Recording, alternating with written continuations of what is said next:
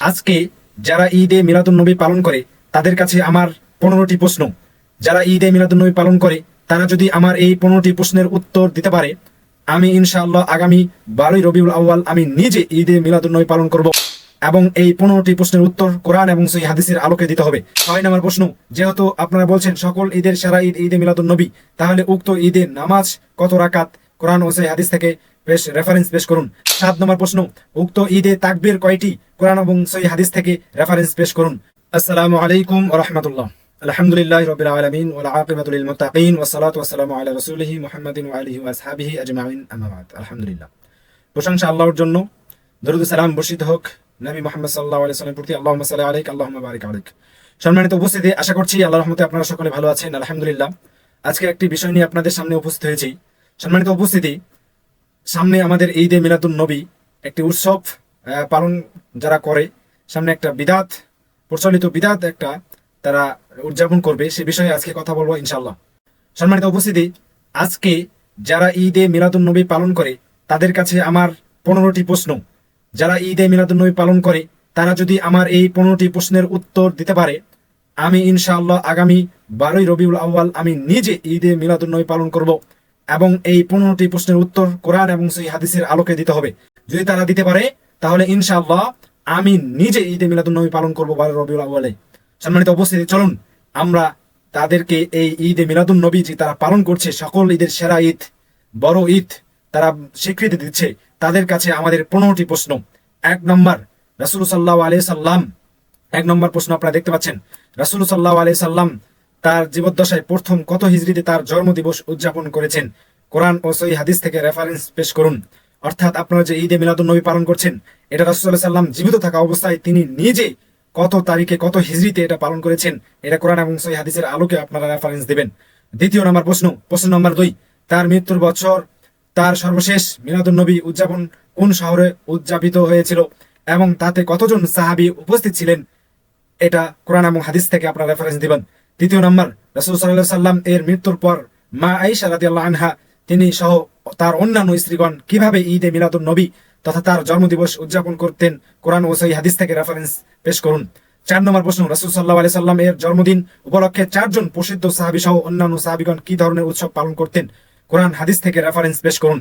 5 নম্বর প্রশ্ন, রাসূল সাল্লাল্লাহু আলাইহি সাল্লাম জন্মদিন উৎসব পালনের হাদিসসমূহ বর্ণনা করেছেন, যে সকল সাহাবীগণ তাদের সবার নাম লিখুন। 6 নম্বর প্রশ্ন, যেহেতু আপনারা বলছেন সকল ঈদের সেরা ঈদ ঈদে মিলাদুন নবী, তাহলে উক্ত ঈদের নামাজ কত রাকাত? কোরআন ও সহিহ হাদিস থেকে রেফারেন্স পেশ করুন। 7 নম্বর প্রশ্ন, উক্ত ঈদে তাকবীর কয়টি? কোরআন এবং সহিহ হাদিস থেকে রেফারেন্স পেশ করুন। 8 নম্বর প্রশ্ন, উক্ত ঈদের খুতবা পড়া হয় না কেন? আমরা জানি, আমরা যে বছরে 2টা ঈদ পালন করি, ঈদ উল ফিতর, ঈদ উল আজহা, এই 2টি ঈদে আমরা খুতবা দিয়ে থাকি, কিন্তু আপনারা ঈদে মিলাদুন নবী পালন করেন, অথচ সকল ঈদের সেরা ঈদ বলে ঘোষণা দিচ্ছেন, অথচ এই ঈদে আপনারা খুতবা পাঠ করেন না কেন, খুতবা পড়েন না কেন? 9 নম্বর প্রশ্ন, উক্ত ঈদ কি ইসলামে প্রথম যুগ থেকে চালু হয়ে আসছে? কোরআন এবং সহিহ হাদিসের আলোকে জানতে চাই। 10 নম্বর প্রশ্ন, প্রসিদ্ধ কয়েকজন তাবি ও তাবেঈর নাম লিখুন যারা ঈদে মিলাদুন নবী পালন না করলে ঘুমাতে পারতেন না। 11 নম্বর প্রশ্ন, হানাফি মাযহাবের ইমাম আবু হানিফা রাহিমাহুল্লাহ সহ 3 মাযহাবের ইমামগণ মোট কতবার ঈদে মিলাদুন নবী পালন করেছেন? কোরআন ও সহিহ হাদিস থেকে রেফারেন্স পেশ করুন। 12 নম্বর, রাসূল সাল্লাল্লাহু আলাইহি সাল্লাম এর জন্মদিবস উপলক্ষে তিনি আমাদের কি কি নাত শিক্ষা দিয়েছেন? আপনারা ঈদে মিলাদুন নবীর দিনে বিভিন্ন বানানো নাতে রাসূল পড়ে থাকেন। রাসূল সাল্লাল্লাহু আলাইহি সাল্লাম ঈদে মিলাদুন নবীকে কেন্দ্র করে আমাদেরকে কি নাত শিক্ষা দিয়েছেন? এটা কোরআন এবং হাদিস থেকে আপনারা রেফারেন্স পেশ করবেন। 13 নম্বর, দরুদ ইব্রাহিম পড়লে 10 বার আল্লাহর রহমত বর্ষিত হয়, সহিহ হাদিস দ্বারা প্রমাণিত। আপনারা যে বিভিন্ন বানানো দরুদ পড়েন, সেগুলো পড়লে রহমত বর্ষিত হবে, কোরআন এবং হাদিস থেকে রেফারেন্স পেশ করবেন। 14 নম্বর প্রশ্ন, কয়েকটি বিদাত হাসনা এর নাম লিখুন। অর্থাৎ আপনারা ঈদে মিলাদুন নবীকে যে বিদাত বলেন, আপনারা ঈদে মিলাদুন নবীকে যে বিদাতে হাসানা বলেন, উত্তম বিদাত বলেন, তাহলে আপনারা এটার কয়েকটা বিদাতে হাসানার দলিল পেশ করবেন। এবং বিদাত হলেও এগুলো পালন করলে যে সওয়াব হয়, অর্থাৎ বিদাতে হাসানা যে পালন করলে সওয়াব হয়, সওয়াবের আশায় আপনারা পালন করে থাকেন, এর পক্ষে কোরআন ও সহিহ হাদিস রেফারেন্স পেশ করুন। সর্বপ্রথম কোন সাহাবী মিলাদুন নবী উপলক্ষে জশ্নে জুলুসের আয়োজন করেছেন ও কোরআন ও হাদিস থেকে রেফারেন্স পেশ করুন। অর্থাৎ সর্বপ্রথম ঈদে মিলাদুন নবী কোন সাহাবী পালন করেছেন এবং আয়োজন করেছেন, আপনারা যেভাবে জশ্নে জুলুসের আয়োজন করছেন, রেলি করছেন, সেগুলো কোন সাহাবী করেছেন? কোরআন হাদিসের আলোকে পেশ করবেন। এই 15টি প্রশ্ন যদি কোনো সুন্নি অথবা যারা ঈদে মিলাদ নবী পালন করছে তাদের মধ্যে কেউ কোরআন এবং সেই হাদিস থেকে আমার এই প্রশ্ন 15টি প্রশ্নের উত্তর দিতে পারে, তাহলে আমি 12 তারিখে অর্থাৎ 12 রবিউল আউয়াল আমি নিজে জন্মদিন পালন করব।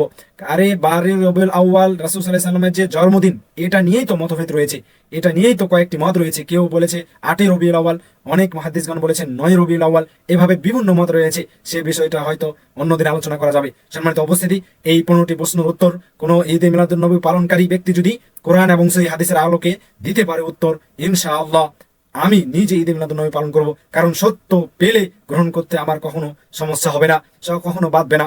আশা করছি বিষয়টা আপনারা বুঝতে পারছেন।